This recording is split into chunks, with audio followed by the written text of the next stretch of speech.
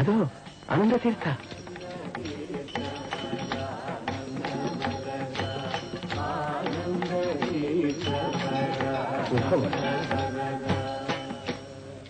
ನೀನು ಕಳಿಸಿದ ಸೂತ್ರ ಭಾಷ್ಯದ ವಿಷಯವಾಗಿಯೇ ಚರ್ಚಿಸುತ್ತಿದ್ದೆವು. ಉತ್ತರದ ದಿಗ್ವಿಜಯ ಯಶಸ್ವಿಯಾಯಿತೆಂದು ಕೇಳಿ ಸಂತೋಷವಾಯಿತು. ಎಲ್ಲ ತಮ್ಮ ಆಶೀರ್ವಾದ. ನಿನ್ನೊಂದಿಗೆ ಸೂತ್ರ ಭಾಷ್ಯದ ವಿಷಯವಾಗಿ ಮಾತನಾಡಬೇಕಲ್ಲ ಗುರುಚಿತ್ತ.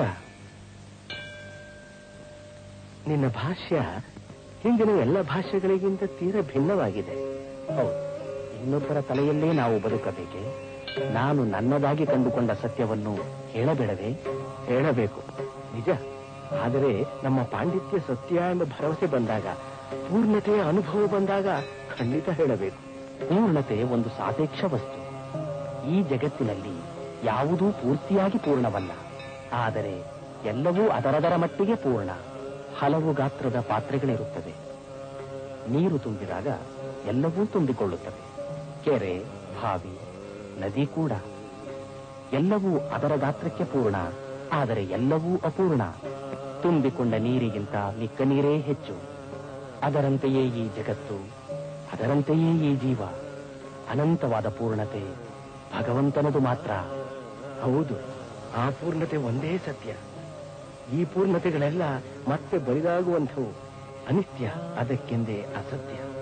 ಅನಿತ್ಯ ಹೌದು, ಆದರೆ ಅಸತ್ಯವಲ್ಲ. ಬದಲಾವಣೆ ಸತ್ಯವಾದರೆ ಬದಲಾದ ವಸ್ತುವೂ ಸತ್ಯವೇ. ವಸ್ತುವೇ ಇಲ್ಲವಾದರೆ ಬದಲಾವಣೆಯೂ ಇಲ್ಲ.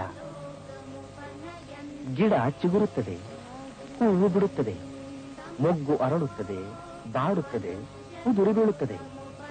ಇದು ಶಾಶ್ವತವಲ್ಲದಿದ್ದರೂ ಸತ್ಯವಲ್ಲವೇ? ಅನಿತ್ಯ ಅಸತ್ಯವೂ ಅಲ್ಲ. ಜೀವನ ಒಂದು ಕಡಲಿದ್ದಂತೆ. ಕಡಲು ಇದೆ, ಹಿಂದೆ ಅಲೆಗಳೂ ಇವೆ. ಎಲ್ಲವೂ ಸತ್ಯ, ಎಲ್ಲವೂ ವಿಭಿನ್ನ. ಒಂದು ಎರಡಲ್ಲ, ಎರಡು ಒಂದಲ್ಲ. ಕಡಲಿನ ಮಾತು ವೇದದಲ್ಲೂ ಬಂದಿದೆ. ಯಥಾ ನದ್ಯ ಚಂದಮಾನ. ಈ ಜೀವರೆಂಬ ನದಿಗಳೆಲ್ಲ ಭಗವಂತನೆಂಬ ಕಡಲಿನಲ್ಲಿ ಒಂದಾಗಿ ಬಿಡುತ್ತಾರಲ್ಲ. ಒಂದೇ ಎರಡಾಯ್ತು, ಎರಡೇ ಒಂದಾಯ್ತು.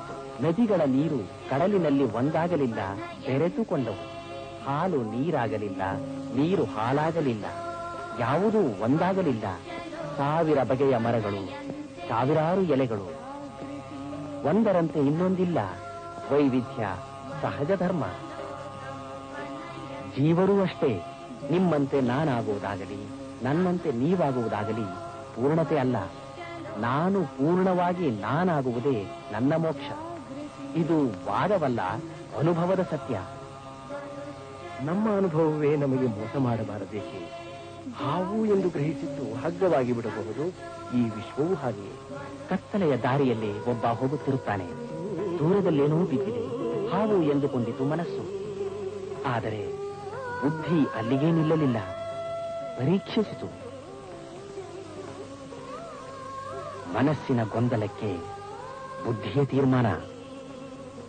ಹಾವಲ್ಲ, ಹಗ್ಗ ಎಂದು ಬುದ್ಧಿ ತೀರ್ಮಾನಿಸಿತು. ಆದರೆ ಈ ಪ್ರಪಂಚದ ಬಗ್ಗೆ ಮನಸ್ಸಿಗೆ ಸಂಶಯವೇ ಇಲ್ಲ. ಬೌದ್ಧಿಕ ತರ್ಕದಿಂದ ನೀವು ಭ್ರಮೆಯನ್ನು ಸೃಷ್ಟಿಸಿಕೊಂಡಿರಿ. ಬುದ್ಧಿಯ ಭ್ರಮೆ ಭಯಾನಕ. ಹಾಗಾದರೆ ಬುದ್ಧಿಯ ಆ ಭ್ರಮೆಗೆ ಪರಿಹಾರವೇ ಇಲ್ಲವೇ? ಒಬ್ಬ ಹಾವನ್ನೇ ಕಂಡಿಲ್ಲ ಎಂದಿಟ್ಟುಕೊಳ್ಳಿ. ಅವನು ಹಗ್ಗವನ್ನು ಕಂಡು ಹಾವು ಎಂದು ಭ್ರಮಿಸಲು ಸಾಧ್ಯವೇ? ನಿಜವಾದ ಹಾವನ್ನು ಕಂಡಿದ್ದರೆ ತಾನೇ ಹಾವಂತೆ ಬಿದ್ದಿರುವ ಹಗ್ಗವನ್ನು ಕಂಡು ಭ್ರಮಿಸಲು ಸಾಧ್ಯ. ನಾವು ಬೇರೊಂದು ಸತ್ಯವಾದ ಜಗತ್ತನ್ನು ಕಂಡಿದ್ದರೆ ತಾನೇ ಈ ಜಗತ್ತು ಭ್ರಮೆ ಎನ್ನುವುದು. ಸತ್ಯವೇ ಇಲ್ಲವಾದರೆ ಅಸತ್ಯವೂ ಇಲ್ಲ. ಈ ತರ್ಕವೂ ಒಂದು ಬೌದ್ಧಿಕ ಕ್ರಿಯೆ. ಈ ತಾಕಲಾಟದಲ್ಲಿ ಅನುಭವ ಅಗಮ್ಯವಾಗಿ ಬಿಡುತ್ತದಲ್ಲ. ಇಲ್ಲ, ಬುದ್ಧಿ ಮನಸ್ಸುಗಳಾಚೆ ಆತ್ಮಸಾಕ್ಷಿ ಇದೆ. ಬಾಯಾರಿಕೆ ಎನ್ನುತ್ತೇವೆ, ನೀರು ಕುಡಿದ ಮೇಲೆ ತೃಪ್ತಿಯಾಯಿತು ಎನ್ನುತ್ತೇವೆ. ಈ ಅನುಭವದ ಸಾಕ್ಷಾತ್ಕಾರ ಎಂದೆಂದಿಗೂ ಸತ್ಯ. ಸುಖ ದುಃಖಗಳನ್ನು ಗ್ರಹಿಸುವ ಆತ್ಮಸಾಕ್ಷಿ ಜಗತ್ತನ್ನು ಎಂದೂ ಸುಳ್ಳೆಂದೂ ಒಪ್ಪುವುದಿಲ್ಲ. ಎಲ್ಲ ಜೀವರು ಒಂದೇ ಆತ್ಮದ ಪ್ರತಿಬಿಂಬ ಅಲ್ಲವೇ? ಬಿಂಬ ಬೇರೆಯಲ್ಲ, ಪ್ರತಿಬಿಂಬ ಬೇರೆಯಲ್ಲ. ಆದರೆ ಅನುಭವ ಬೇರೆ ಬೇರೆ. ಒಂದೇ ಆತ್ಮ, ಅನುಭವ ಬೇರೆ ಎಂದಾಗ ಈ ಅನುಭವವು ಸುಳ್ಳಾಗಲೇಬೇಕಲ್ಲ. ಇಲ್ಲಿ ದೀಪವಿದೆ. ಕನ್ನಡಿಯ ತುಂಬ ಅದರ ಪ್ರತಿಬಿಂಬ. ಒಂದು ಬಿಂಬ, ಹಲವು ಪ್ರತಿಬಿಂಬ. ಕನ್ನಡಿಯಲ್ಲಿ ಕಾಣುವುದು ನನ್ನ ಪ್ರತಿಬಿಂಬ, ನಾನಲ್ಲ. ಆದರೆ ಬಿಂಬವಿಲ್ಲದೆ ಪ್ರತಿಬಿಂಬ ಇಲ್ಲ. ಪ್ರತಿಬಿಂಬ ಬಿಂಬದ ಅಧೀನ. ಭಗವಂತ ಬಿಂಬ, ನಾವು ಅವನ ನೆರಳುಗಳು. ಪ್ರತಿಬಿಂಬದ ಪರಿಸರ ಗುಣಮಟ್ಟ ಬೇರೆಯಾದಾಗ ಪ್ರತಿಫಲನವೂ ಬೇರೆಯಾಗುತ್ತದೆ. ಈ ಕನ್ನಡಿ ಸ್ವಚ್ಛ, ಅದಕ್ಕೆಂದೇ ಇದರ ಪ್ರತಿಬಿಂಬವೂ ಸ್ವಚ್ಛ. ಇದು ಮಸುಕು, ಇದರ ಪ್ರತಿಫಲನವೂ ಮಸುಕು. ಅದರಂತೆಯೇ ಜೀವರಲ್ಲಿಯೂ ಕೂಡ ವೈವಿಧ್ಯ. ಹೌದು ಅಲ್ಲವೋ? ಇದೇ ಯೋಚಿಸಿ ಹೇಳಿ.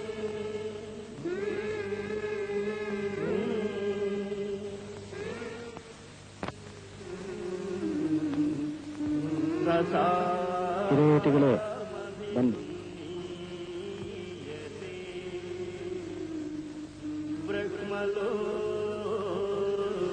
ಗುರುಗಳು ನಿಜವನ್ನು ಗುರುತಿಸಿಕೊಳ್ಳಲಿಲ್ಲಬೇಕೆ?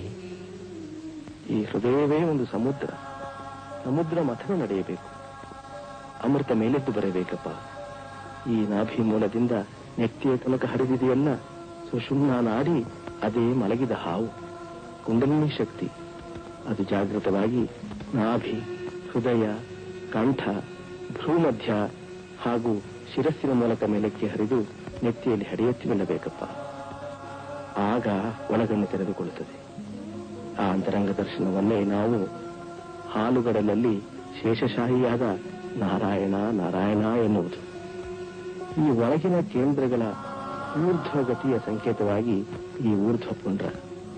ಇವು ನಾಡಿ ಕೇಂದ್ರದ ದೀಪಶಿಖೆಗಳು. ಆನಂದ ತೀರ್ಥನ ಒಳಗನ್ನು ತೆರೆಸಿದ ಆತನಿಂದಾಗಿಯೇ ನನಗೆ ಈ ಚಿಹ್ನೆಗಳ ಆಧ್ಯಾತ್ಮಿಕ ಮಹತ್ವ ತಿಳಿಯಿತು. ಇಂದಿನಿಂದ ನನ್ನದು ಹೊಸ ಜನ್ಮ.